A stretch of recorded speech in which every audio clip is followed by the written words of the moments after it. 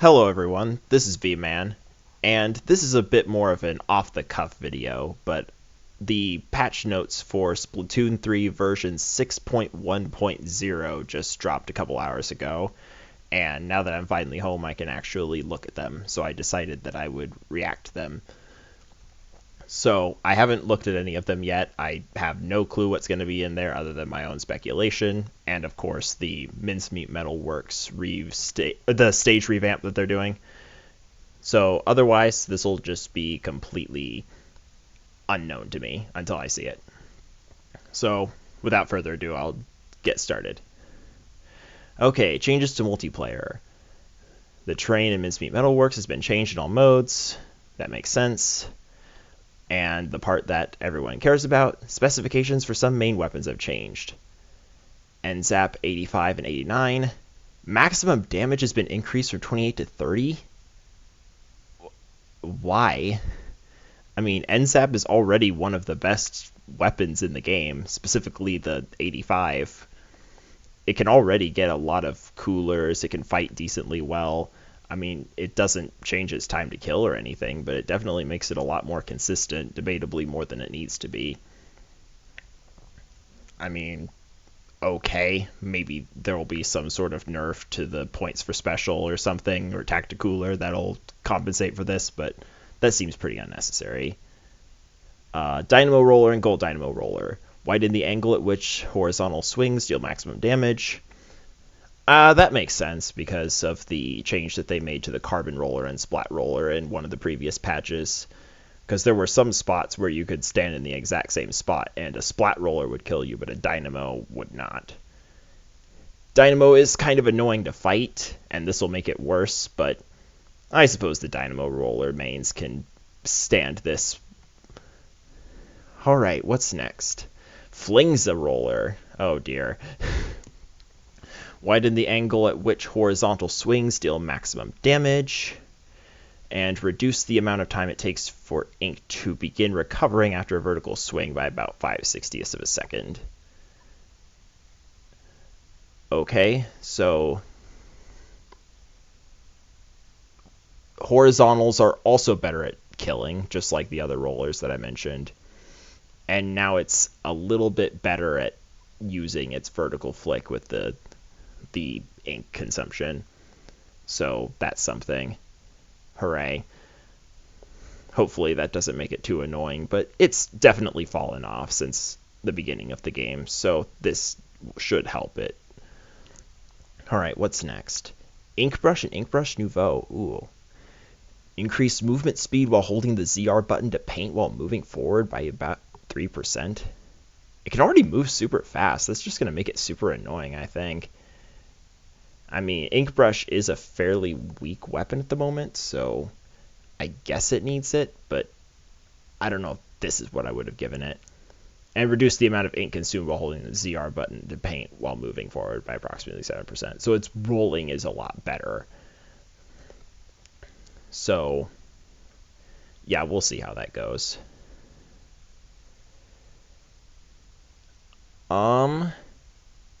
Dang, I was hoping they'd give something similar to Octobrush. Okay, Splatbrella and Sorellobrella. Reduce the amount of ink consumed when firing a shot by approximately 13%. That is definitely something the Brellas needed, because Splatbrella in particular is very ink inefficient, and that's probably one of its biggest weaknesses, and this should make it a lot more consistent to use and a lot more gear independent. So I would assume that this would, especially with the Sorella kit, have us see a lot more usage for it. And Undercover Brella and Undercover Sorellobrella, when the player holds the ZR button to fire, they will now be able to jump higher than before. So I guess it was before there would be some sort of movement penalty related to, or jumping penalty related to this, kind of like how with some charging weapons in certain charged states you can't jump quite as high. So I guess this mitigates that. Fair enough. It is a pretty weak weapon. I guess that's one way to buff it. Squeezer and Foil Squeezer.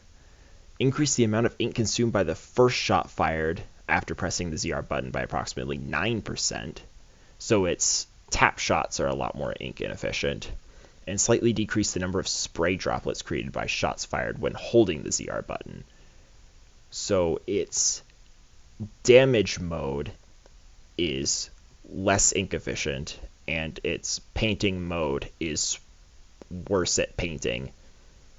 This is a pretty notable nerf, I think, especially for the tap shots, which is probably the more important one. So, will it be enough to dethrone Squeezer as one of the more popular and powerful main weapons? Maybe not. It'll definitely hurt, but it is still super fast hitting, full accuracy even in the air, ridiculous main weapon. We'll see, but this definitely helps bring it more in line, even if it's not exactly what I would have done.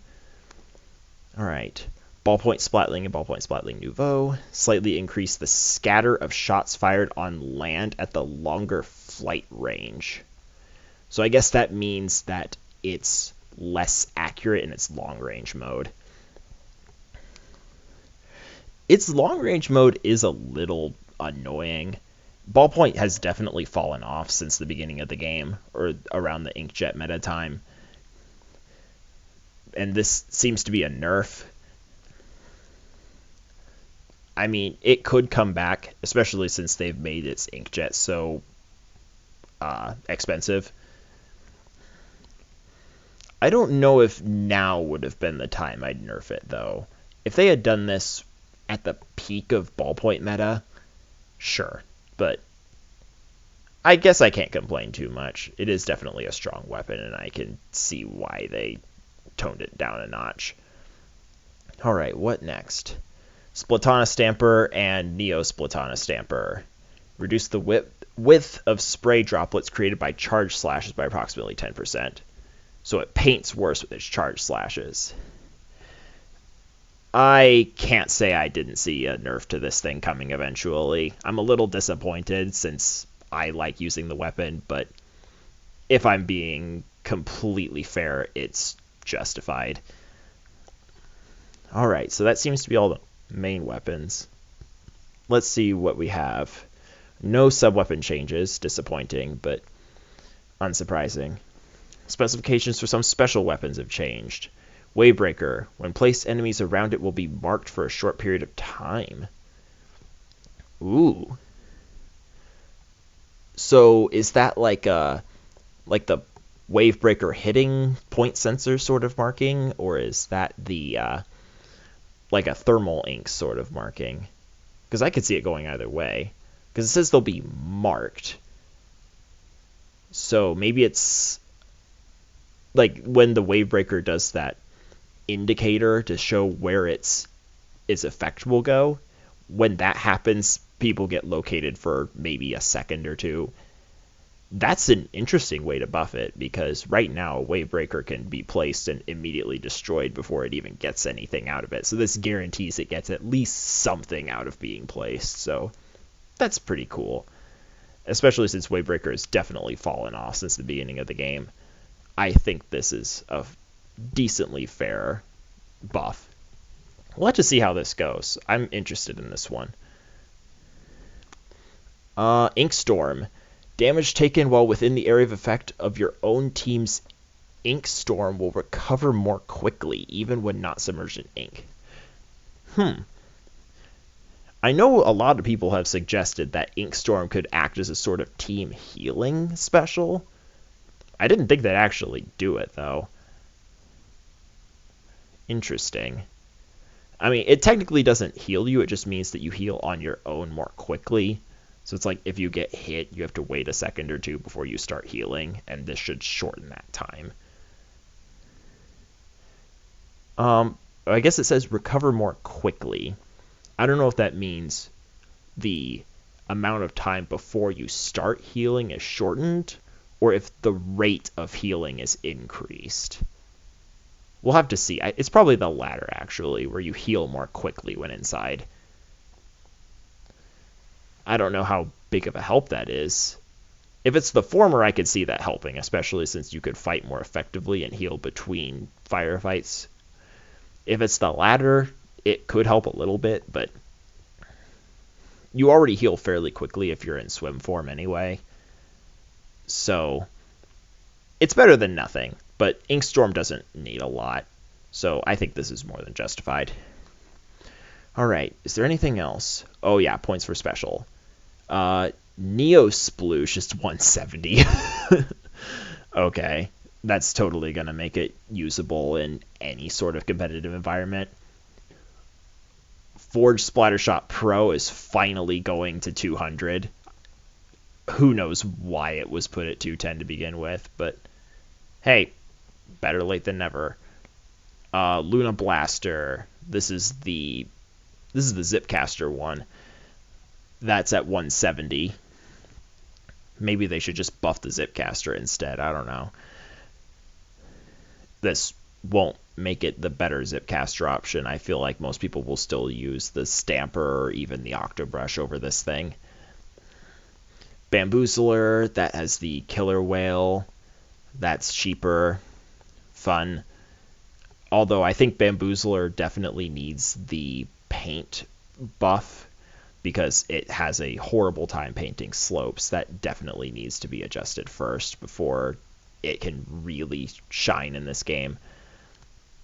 Zinc Mini Splatling, 190p Big Bubbler. Okay, I guess that'll help. We'll see. But Mini Splatling's a pretty good main weapon, stuck with a subpar but decently synergistic sub, and a good enough special, but it's not the strongest, and the map design does not help it a lot, so this will help it for sure, but I can't see it really breaking into top level just because of this. Oh, Splattershot at 200, let's go. Zorkonic is happy now, except not really, because Trizuka is still very much unreactable in a lot of situations, but hey, this is definitely something that would help. NZAP 85, yep, called it. 200p cooler. Trislosher Nuvo also got a 10 point more expensive cooler, and Heavy Edit Splatling got a 200 cooler. So of the 4 biggest cooler users, 3 of them got a 10 point more expensive cooler, and the one that didn't is debatably the one that needed it the most, which would be the Snipe Rider, which doesn't seem to have gotten changed at all. Okay, so let's see what the developers said. This update focuses on making tweaks to multiplayer. For main weapons, we made adjustments with the intention of making it easier to handle and utilize the strengths of some weapons, as well as adjusting the performance of some weapons that can hold the line in battle from a distance. Okay, pretty generic sentence there. For special weapons, we made changes that will create new ways to use them, expanding the range of gameplay. That's mostly talking about the Wavebreaker, but I guess that also applies to the Inkstorm. We plan on releasing the next update at the end of the current season. It will focus primarily on weapon balance adjustments and adding features for the new season starting in March. Okay, so seems like they just kind of want to make it so that you have more things you can do with your specials and a bit more variety on the backline department, which if they really wanted to make backlines more varied, they would have done something with the Snipe Rider probably. If anything, they kind of hurt it because of the Heavy Edit nerf. I guess Heavy Edit's not quite as much of a backline as, say, Splat Charger, but it kind of fills that role a bit. And they didn't change much in the way of other backlines. They actually nerfed the ballpoint and the squeezer, which, at least for X-rank matchmaking, is considered a backline.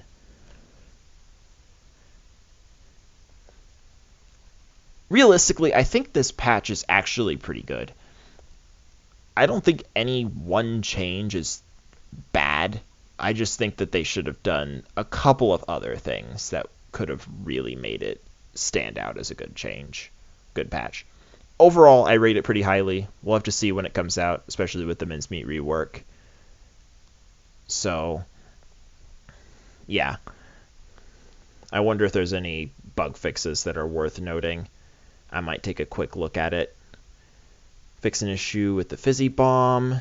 Indicates the number of charge explosions increased faster than they would have actually.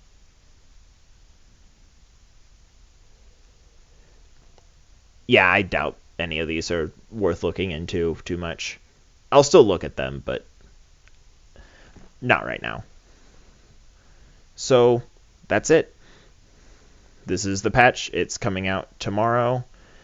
So I hope you're excited, because I am, even though really nothing that I play has changed for the better. But maybe there's something in here that's worth playing that previously wasn't. I'll need to give some more weapons a shot after this patch. Okay, so with that, my name is V-Man, and I hope to see you again soon. Take care.